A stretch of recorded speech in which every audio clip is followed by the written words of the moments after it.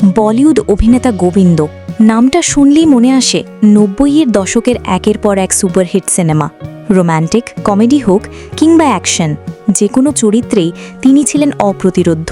কিন্তু আপনি কি জানেন, গোবিন্দর কেরিয়ারের একটি বড় ভুল তাকে একটি ব্লকবাস্টার সিনেমা থেকে দূরে সরিয়ে দিয়েছিল, আর সেই সুযোগেই বাজিমাত করেছিলেন আরেক সুপারস্টার।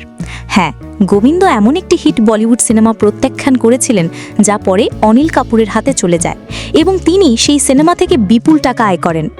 আমরা বলছি পরিচালক সুভাষ ঘাইয়ের আইকনিক সিনেমা তালের কথা।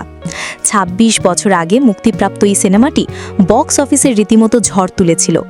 তালে অভিনেত্রী ঐশ্বরিয়া রায় বচ্চন, অনিল কাপুর, অক্ষয় খান্না এবং অলোক নাথের মতো অভিনেতারা গুরুত্বপূর্ণ ভূমিকায় অভিনয় করেছিলেন।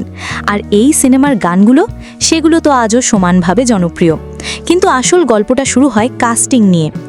IMDb অনুসারে তাল সিনেমার পরিচালক ও প্রযোজক সুভাষ ঘাই প্রথমে অনিল কাপুরের চরিত্রটির জন্য আমির খানকে অফার করেছিলেন, কিন্তু আমির খানের কাছে এই সিনেমার স্ক্রিপ্ট পছন্দ হয়নি, তাই তিনি প্রস্তাবটি ফিরিয়ে দেন। আমিরের না শোনার পর এই ভূমিকাটি চলে যায় সরাসরি গোবিন্দের কাছে, কিন্তু গোবিন্দ সেই সময় তার সুপারহিট সিনেমা হাসিনা মান জায়েগির শুটিং নিয়ে ব্যস্ত ছিলেন। ব্যস্ততার কারণে তিনিও এই অসাধারণ সুযোগটি হাতছাড়া করেন। এরপর পরিচালক সুভাষ ঘাই অনিল কাপুরের কাছে যান। অনিল কাপুরকে চরিত্রটি অফার করতেই তিনি এক কথায় রাজি হয়ে যান, আর বাকিটা তো ইতিহাস। এবার আসা যাক তাল সিনেমার বক্স অফিস কালেকশনের কথায়।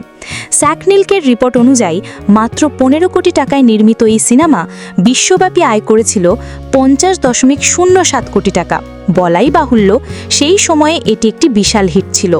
তাহলে ভাবুন, একটি ব্যস্ত শিডিউলের কারণে গোবিন্দ কত বড় একটি সুযোগ হারিয়েছিলেন, আর সেই সুযোগকে কাজে লাগিয়ে অনিল কাপুর তার কেরিয়ারে যোগ করেছিলেন এক নতুন পালক।